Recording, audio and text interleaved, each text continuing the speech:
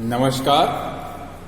आर्या श्रीमती दुलारी Singh college के YouTube channel पर आप सभी का स्वागत है। आज हम आपको बीएड सेकेंड सेमेस्टर विषय बाल्यावस्था एवं किशोरावस्था विकास के अंतर्गत टॉपिक बाल्यावस्था एवं किशोरावस्था के विकास को प्रभावित करने वाले कारक पे चर्चा करेंगे।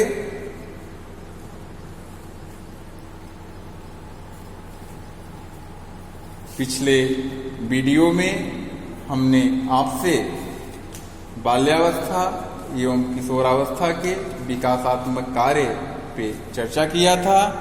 अब उससे आगे पाठ 3 देखते हैं, जो हमारा टॉपिक है बाल्यावस्था एवं किशोरावस्था के विकास को प्रभावित करने वाले कारक।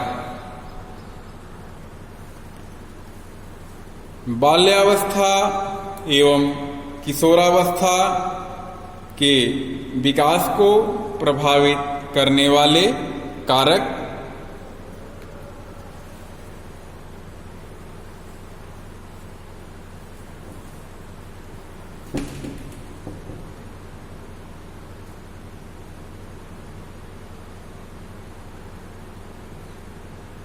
बाल विकास एक व्यापक प्रत्यय है जिसे समझने के लिए उसको प्रभावित करने वाले अनेक पक्षों का अध्ययन व्यापक रूप से करना आवश्यक है।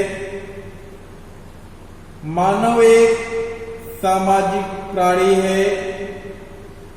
बालक का विकास भी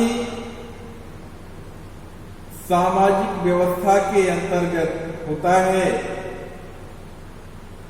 बालक के विकास में शारीरिक विकास के साथ अन्य सभी विकास भी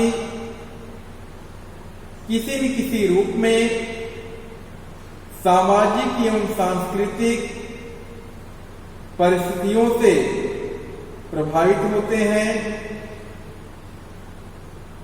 बालक का सामाजिक, भाषाई, संवेगात्मक एवं नैतिक विकास आदि अनेक ऐसे विकास संबंधी पक्ष हैं जो कि सामान्य रूप से सामाजिक एवं सांस्कृतिक कारकों से संबंधित होते हैं। अतः बालक के विकास को प्रभावित करने वालों की सांस्कृतिक एवं सामाजिक कारकों को हम निम्नलिखित तरीके से देख सकते हैं। निम्न रूप से उनका वर्णन किया जा सकता है। देखते हैं, सामाजिक अंतःक्रिया। सामाजिक अंतःक्रिया क्या है? सामाजिक अंतःक्रिया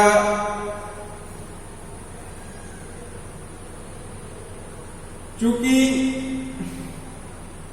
बाल विकास के सामाजिक कारकों के अंतर्गत उन परिस्थितियों एवं दशाओं का अध्ययन किया जाता है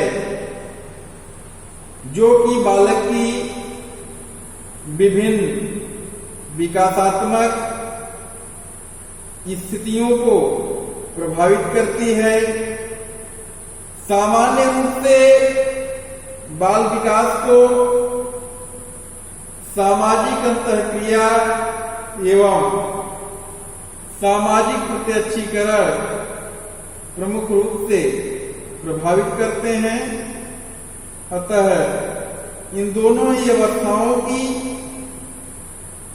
पृष्ठभूमि ही बाल विकास का मार्ग प्रशस्त करती है। इन्हीं परिस्थितियों का सहयोग बाल विकास का मार्ग प्रशस्त करता है। इनका वर्णन निम्नलिखित रूप में किया जा सकता है। सामाजिक अंतःक्रियाओं के प्रकार भी विभिन्न रूपों में बाल विकास के निर्धारण को बाल विकास का निर्धारण करते हैं, जो निम्न हैं। पहला है व्यक्ति से व्यक्ति की अंतःक्रिया। व्यक्ति से व्यक्ति की अंतःक्रिया, इस अंतःक्रिया में बालक अपने माता पिता, भाई बहन एवं परिवेश में रहने वाले व्यक्तियों के संपर्क में आता है। इससे वह अनेक प्रकार की भाषाओं एवं व्यवहार संबंधी अवस्थाओं का ज्ञान प्राप्त करता है। प्रेम, सहयोग एवं घनिष्ठता को विकसित करता है। इस अंतःक्रिया में केवल दो ही व्यक्ति सम्मिलित होते हैं। दूसरा है व्यक्ति से समूह की अंतःक्रिया। व्यक्ति से समूह की अंतःक्रिया, इसमें बालक द्वारा समूह विशेष के साथ अंतःक्रिया की जाती है। इसमें बालक द्वारा समूह को अपने व्यवहार से प्रभावित किया जाता है। समूह के प्रकार से बालक स्वयं प्रभावित होता है। जैसे मान लीजिए नेता एवं अनुयायियों के बीच, बालक की अपने सहपाठियों के बीच और बालक की अपने पड़ोसियों के साथ होने वाली अंतःक्रिया इसी श्रेणी की ही होती है। यह अंतःक्रिया भी बालक के विकास की दिशा निर्धारित करती है। इस प्रकार से व्यक्ति से समूह की अंतःक्रिया होती है। नेक्स्ट है समूह से समूह की अंतःक्रिया। समूह से समूह की अंतःक्रिया क्या है? प्रत्येक समाज में विभिन्न प्रकार के समूह पाए जाते हैं। इन समूहों में धर्म, भाषा, रक्त संबंध, जाति एवं संस्कृति के आधार पर विभिन्नता पाई जाती है। इन समूहों को एक दूसरे से प्रभावित करने का प्रयास अंतःक्रिया के माध्यम से होता है। इसमें बालकों में नैतिकता, सामाजिकता एवं चारित्रिक गुणों का विकास संभव होता है। इस प्रकार समूह से समूह की अंतःक्रिया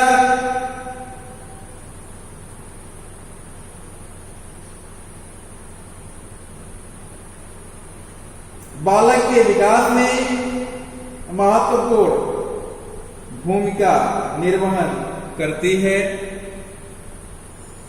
नेक्स्ट है व्यक्तिगत अंतःक्रिया। व्यक्तिगत अंतःक्रिया, व्यक्तिगत अंतःक्रिया क्या है? यह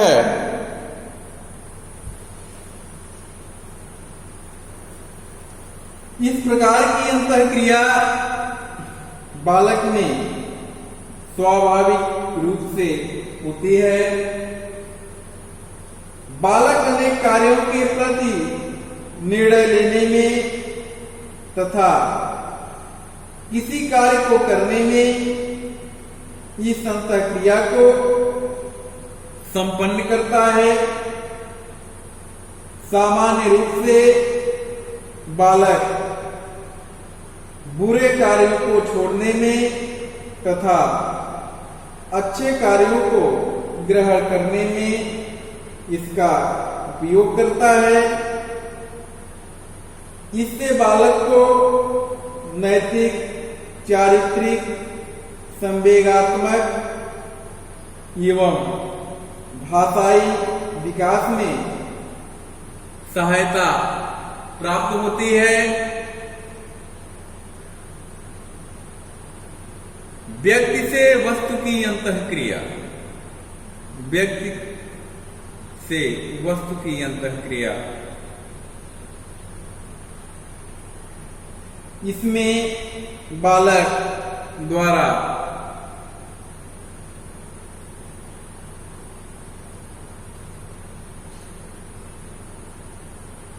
देखा गया है कि सामान्य रूप से बालक द्वारा अनेक प्रकार की पर्यावरणीय वस्तुओं को देखा जाता है, तो वह उनमें संबंध में अपनी अवधारणा को विकसित करने के लिए इस अंतःक्रिया का सहारा लेता है। भौतिक संसार की वस्तुओं से लाभ एवं हानि का निर्धारण भी इसी अंतःक्रिया के माध्यम से संभव है।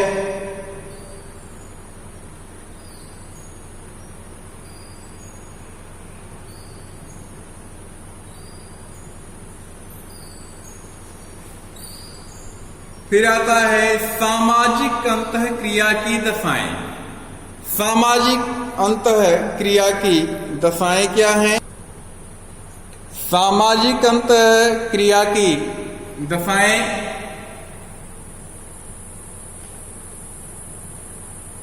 अंतःक्रिया की दशाओं के बारे में दो प्रकार की अवधारणाएं प्रचलित हैं, जो निम्न है। पहला है सामाजिक संपर्क, दूसरा है संप्रेषण या संचार। सामाजिक संपर्क क्या है? सोशल कांटेक्ट क्या होता है? सामाजिक संपर्क के अभाव में कोई भी सामाजिक अंतःक्रिया संभव नहीं हो सकती है। सामाजिक संपर्क सामान्य रूप से दो प्रकार का होता है।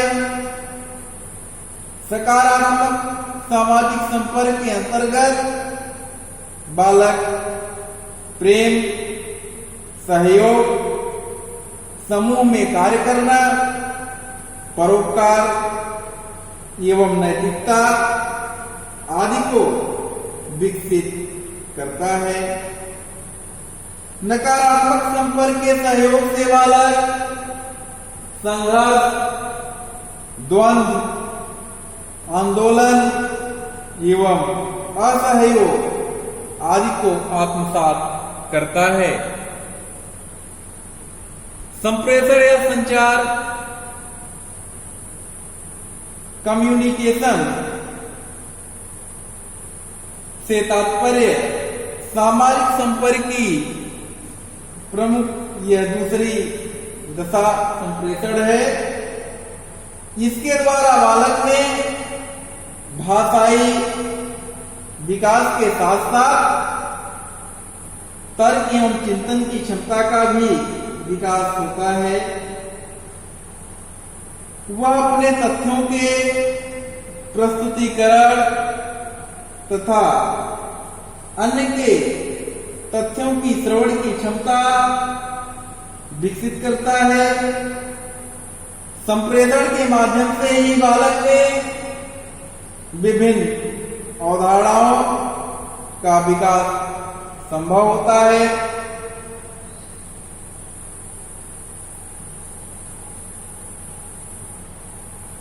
सामाजिक अंतःक्रिया का स्वरूप क्या है? सामाजिक अंतःक्रिया का स्वरूप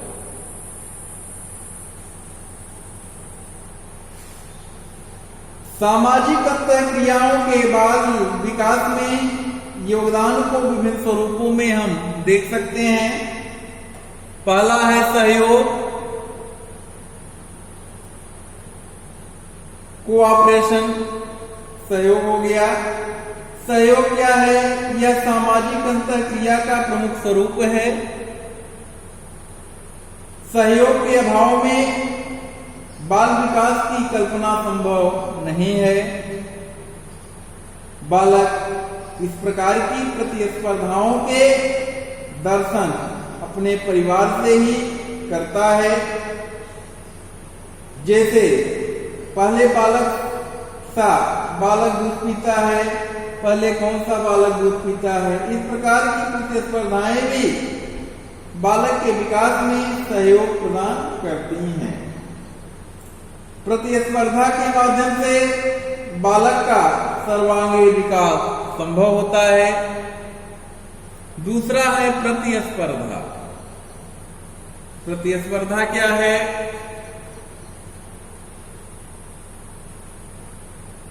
कंपटीशन,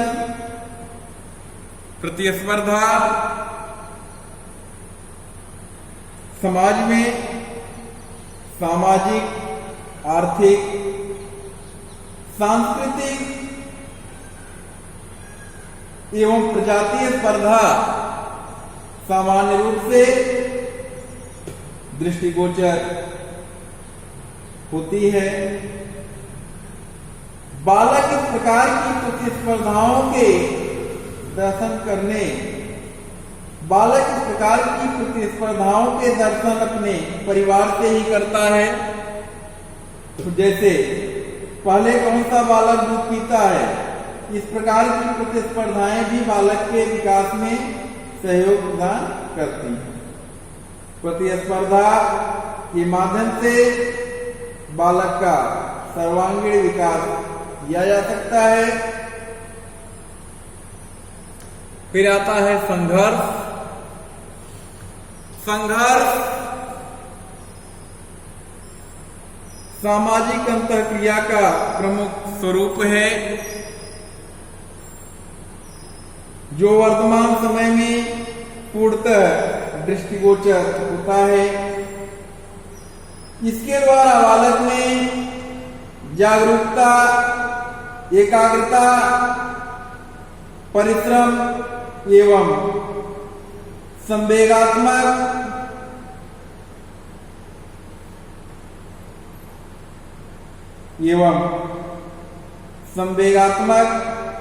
नियंत्रण का विकास होता है।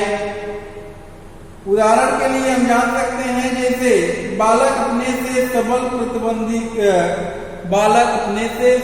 प्रतिद्वंदी को देखकर अपने क्रोध पर नियंत्रण करता है तथा उपयुक्त अवसर की खोज में एकाग्रता के साथ लगा रहता है।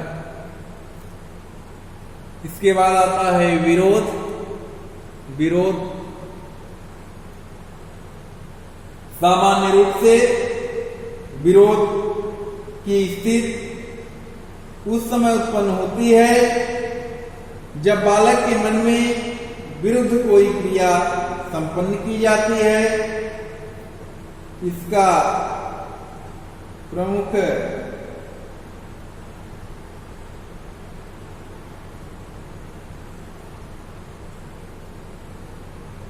कारण बालक की किसी व्यक्ति की वस्तु के प्रति अवधारणा से विकसित होता है। विरोध के द्वारा भी बालक में सामाजिक एवं राजनीतिक जागरूकता का विकास होता है और उसमें उचित एवं अनुचित कार्यों के बारे में निर्णय लेने की क्षमता का विकास होता है। आता है व्यवस्थापन। यह सामाजिक अंतःक्रिया का महत्वपूर्ण एवं उपयोगी स्वरूप है। इसके द्वारा बालक विभिन्न प्रकार की सामाजिक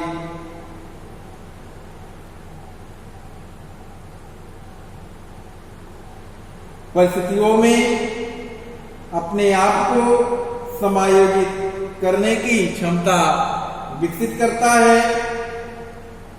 सामान्य रूप से विषम परिस्थितियों में अनुकूलन एवं समायोजन क्षमता या बालकों में विकास करने में व्यवस्थापन का पूर्ण सहयोग रहता है।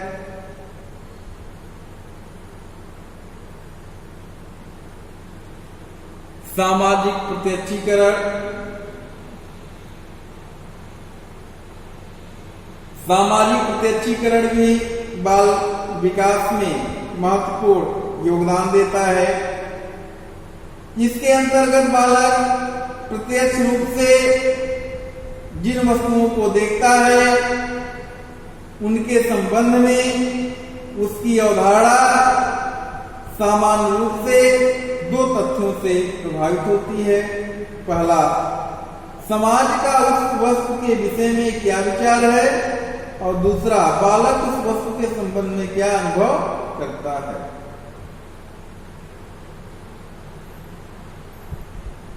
सांस्कृतिक कारक क्या हैं, देखते हैं। सांस्कृतिक कारक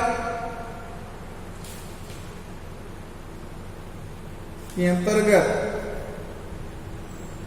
नैतिक विकास,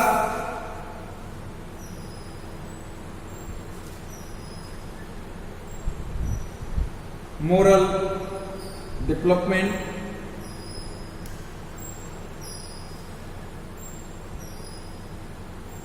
भाषाई विकास,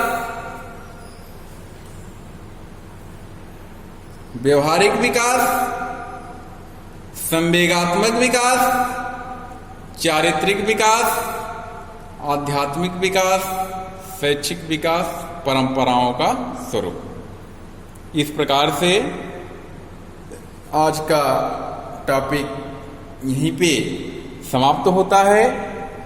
आप सभी लोग इस वीडियो के द्वारा बताए गए पाठ का नोट्स तैयार करें।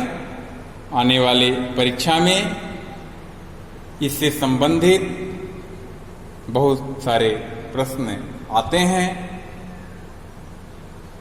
आप सभी लोग इसका नोट्स तैयार करें। मिलते हैं अगले वीडियो में नए टॉपिक के साथ। इससे आगे का जो हमारा टॉपिक होगा वह है किशोरावस्था में सामाजिक सांस्कृतिक विकास को प्रभावित करने वाले कारक पे चर्चा करेंगे। तब तक के लिए नमस्कार, धन्यवाद।